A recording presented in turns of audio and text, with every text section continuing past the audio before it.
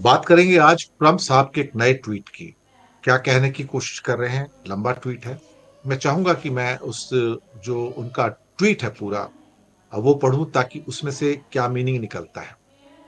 What few people understand is that we do very little business with India, but they do a tremendous amount of business with us. In other words, they sell us massive amount of goods, their biggest client, but we sell them very little. Until now, a totally one-sided relationship, and it has been for many decades. The reason is that India has charged us until now such high tariffs, the most of any country, that our businesses are unable to sell into India. It has been totally one-sided disaster. Also, India buys most of its oil and military products from Russia, very little from the USA. They have now offered to cut their tariffs to nothing, but it's getting late. They should have done so many years ago. Just some simple facts for people to ponder. ये तो भाई कुछ बड़ा ही इल्जाम लगा दिया है। उनका जो कहना है वो अपने आप में कि बहुत कम लोग जानते हैं कि हम भारत के साथ बहुत कम व्यापार करते हैं, लेकिन वे अमेरिका के साथ बड़े स्तर पर व्यापार करते हैं और ये कई दशकों से चला आ रहा है। उनका ये भी कहना है कि वो अमेरिका को बहुत बड़ी लेवल पे सामान बेचते हैं, लेकिन हमारा सामान बहुत कम वो लोग खरीदते हैं और ये कई दशकों से, कई डेकेड से चला आ रहा है। और इसका कारण ये भी है कि भारत ने अपने टैरिफ इतने हाई किए हुए हैं कि हमारे देश के जो बिजनेसमैन है वो हिंदुस्तान में जाके सामान बेच ही नहीं पाते हैं। ये वन साइड डिसास्टर है, यानी कि विनाश है एक साइड का। और India buys most of its oil and military products from Russia. भारत अपना तेल और मिलिट्री के जो इक्विपमेंट है वो रशिया से खरीदता है, लेकिन हमसे कुछ नहीं खरीदता, या बहुत कम खरीदता है। अब उन्होंने कहा कि हम अपने टैरिफ कट करने को तैयार हैं, लेकिन ये बहुत लेट हो चुका है। उन्होंने ये कई साल पहले करना चाहिए था। ये कुछ फैक्ट्स हैं जो जनता के लिए पेश किए जा रहे हैं ताकि वो इसके ऊपर विचार कर सके। काफी इंपॉर्टेंट पॉइंट उन्होंने रखे यहाँ पर, जो मेरा एक्सपीरियंस है। अगर आप 1980 के आसपास के टैरिफ देखो इंडिया के, अब 1980 के, आज से समझो करीब 45 साल पहले, तो इंडिया के टैरिफ कैसे होते थे? 200%, 250%, 300%, 350%। यानी कि अगर आप 100 रुपए का सामान ला रहे हैं तो उसके ऊपर 350% की ड्यूटी आ जाएगी, तो 450 रुपए की लैंडिंग कॉस्ट आएगी। आप सोचिए। अब सवाल यहां पर बहुत सारी चीजें जो निकल के आती हैं कि अभी भी जो इंडिया के टैरिफ बहुत हाई है। अगर सपोज करो आप कोई कार मंगाते हैं बाहर से, जैसे क्या कहते हैं, कार सीकेडी कंडीशन में, कंप्लीटली नॉकडाउन कंडीशन, और यहाँ असेंबल करते हैं, तो भी उसके ऊपर 50% से लेकर 150% तक टैक्सेस हैं। जो उनकी वाइन्स वगैरह है उस पर 150% तक के टैक्सेस हैं। उसके अलावा और बहुत सारी चीजें जिनके ऊपर 50%, 100%, 150% तक के टैक्सेस हैं। आज भी बहुत हाई टैक्सेस है, मैं आपको बताऊं। पहले आपको याद होगा ट्रम्प हार्ली डेविडसन की बात करते थे, हालांकि वो तो कम बिकती है। लेकिन मुसीबत सारी ये है कि भारत अपने कई बड़े टैक्सेस को कम करने को तैयार ही नहीं है। खासतौर से ऑटोमोबाइल्स के ऊपर कोई कंसेशन नहीं साहब। और बड़ी बड़ी जो हमारी कंपनियां हैं, अब मैं आपसे सच कहूं कि जैसे कि कोई आप एक टोयोटा की टॉप लेवल की कार इंडिया में खरीदना चाहते हैं, और वही कार सपोज करो कि आप दुबई में खरीदना चाहते हैं, तो जो कार दुबई में आपको 30 लाख रुपए की मिल जाएगी, 30 लाख रुपए की, वही कार इंडिया में 70 लाख रुपए की मिलती है। मैं सच कह रहा हूं आपसे, मैं झूठ नहीं कह रहा हूं। मैं आप आप चेक करके देख लीजिएगा। आप वेबसाइट पे जाइए और कितने दिराम की कौन सी कार, से टोयोटा की लेक्सस है या होंडा की गाड़ियां हैं या कोई बीएमडब्ल्यू है, मर्सिडीज है, कि कितने की गाड़ी है वहां पर। और वही गाड़ी को मॉडल इंडिया में आप लगा के देखिए तो कितने की गाड़ी है। तो आज भी हमारी हालत यह है कि हम, जो हमारी नॉर्मल, सपोज करो एक मारुति की एक गाड़ी आती है, डिजायर गाड़ी ले लीजिए, जो करीब करीब 7-8 लाख की गाड़ी आज की डेट में, उस 8 लाख की गाड़ी के अंदर कम से कम, नहीं तो अगर स्टेट गवर्नमेंट के, सेंट्रल गवर्नमेंट के, बाकी इंपोर्ट टैक्सेस, रजिस्ट्रेशन सब मिलाओगे, तो आधी कॉस्ट है। 8 लाख की गाड़ी में 4 लाख रुपए के आप टैक्सेस देते हैं इंडिया के अंदर। क्योंकि इंडिया में आज भी समझा जाता है कि अगर आप कार खरीद रहे हो तो आप लग्जरी है, बहुत अमीर हैं आप। हमने दरअसल कार को एक लग्जरी बना दिया और हमने कहा कि आम आदमी की चीज नहीं है। तो आम आदमी किस पे चलेगा? साइकिल पे चलेगा। भैया जमाना बदल रहा है तो तुम भी तो बदलो। लेकिन तुम जो बेसिकली बदलने को क्या कहते हैं तैयार ही नहीं है।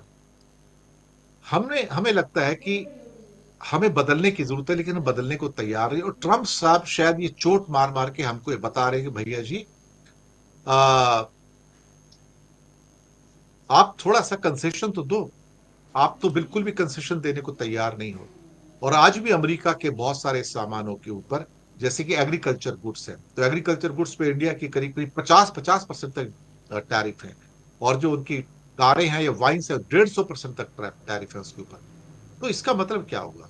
इसका मतलब बड़ा सिंपल है कि भाई आपको दुनिया के साथ चलना है तो आपको ड्यूटी कम करनी पड़ेगी। आप कब तक 30 लाख की कार 70 लाख में बेचोगे भैया? कब तक?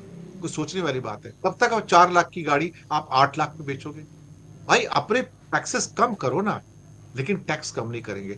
आप देखिए जैसे अभी पेट्रोल डीजल का रेट क्या है हमारा इंडिया में इस टाइम जो लैंडेड कॉस्ट है $65 पे इस टाइम चल रहा है दुनिया में जो क्रूड ऑयल है।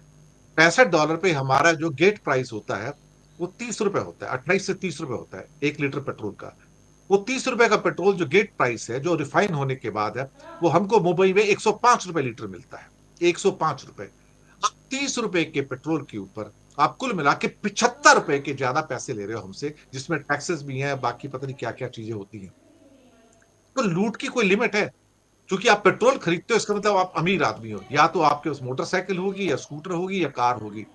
जब तक सरकार अपने मन से ये बात नहीं निकालेगी कि भाई कार स्कूटर या मोटरसाइकिल जो है ये जरूरत है इंडिया में क्योंकि यहाँ पे पब्लिक ट्रांसपोर्ट नहीं है।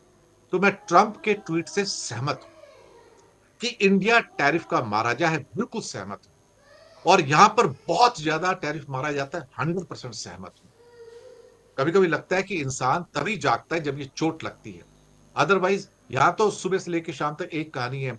अगर हम कार और इन पे ऊपर ज्यादा पैसे नहीं लेंगे तो हम गरीबों को रोटी कहां से देंगे? एक तो इनके गरीबी नहीं खत्म होते कभी इनमें। पिछले 75 साल से गरीब की गरीबी यहाँ बैठे लोग ये चाहते हैं कि ये गरीब रहे ताकि 10% लोग जो इंडिया के हैं वो 90% लोगों का खाना भी बंदोबस्त करें। उनके लिए टैक्स भी जमा करें। उनके लिए सब कुछ करें। तो 10% को लूट लिया जाता है यहाँ पर और 90% को फीड किया जाता है। यही सोशलिज्म है साहब। मोदी जी का राष्ट्रवाद भी यही है जहां पर 10% को लूटो और 90% को फीड करो। बिल्कुल खुल्लम खुल्ला लूट है यहां पर। तो मैं ट्रंप के ट्वीट से सहमत हूं। इसके बाद पीटर नवारो की बात करते हैं यहां पर कि पीटर नवारो ने आज ब्राह्मणवाद का जिक्र किया। पीटर नवारो वो शख्स थे जिन्होंने 2 दिन पहले इंडिया को महाराजा ऑफ टैरिफ कहा था कि इंडिया महाराजा ऑफ टैरिफ है।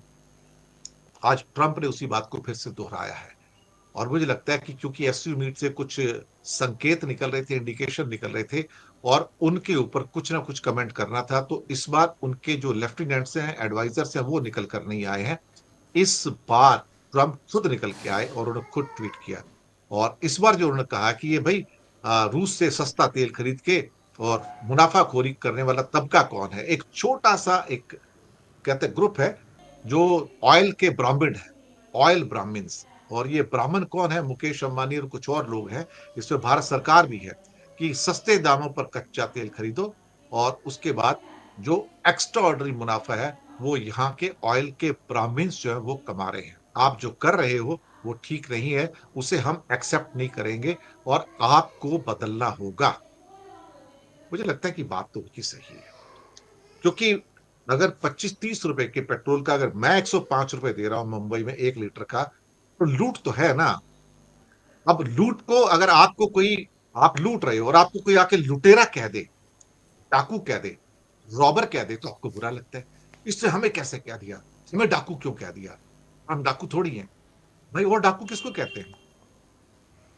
जो 30 रुपए का माल 105 में बेचे उसे डाकू नहीं कहोगे तो क्या कहोगे भैया? तो डाकू को डाकू कहा तो इनको मिर्ची लग गई है साहब कि इन्होंने हमको डाकू कैसे बोल दिया? हमको रॉबर कैसे बोल दिया? हम मुनाफाखोर कैसे बोल दिया हमको? हम तो जनता की भलाई के लिए काम करते हैं। हाँ साहब। जनता को लूट के जनता की भलाई तो हो रही है। और क्या होगा? तो नाज़रीन, ये थी आज की हमारी वीडियो। उम्मीद करता हूँ कि आपको हमारी ये वीडियो पसंद आई होगी। अगर आपको हमारी ये वीडियो पसंद आई हो, हमारी वीडियो को लाइक कर देना है और हमारे चैनल को सब्सक्राइब कर देना है। तमाम इसमें जो हमने इंडियन मीडिया की हमने वीडियोस ली, जिन पर हमने एनालिसिस किया, जिसमें हमने आपको दिखाया, उन तमाम का शुक्रिया अदा करते हैं। मोस्टली जो कि इंडियन मीडिया है उनका हमने इस्तेमाल किया है। दोस्तों, ये थी आज की हमारी वीडियो। नेक्स्ट वीडियो तक दीजिए हमें इजाज़त। अल्लाह हाफिज़।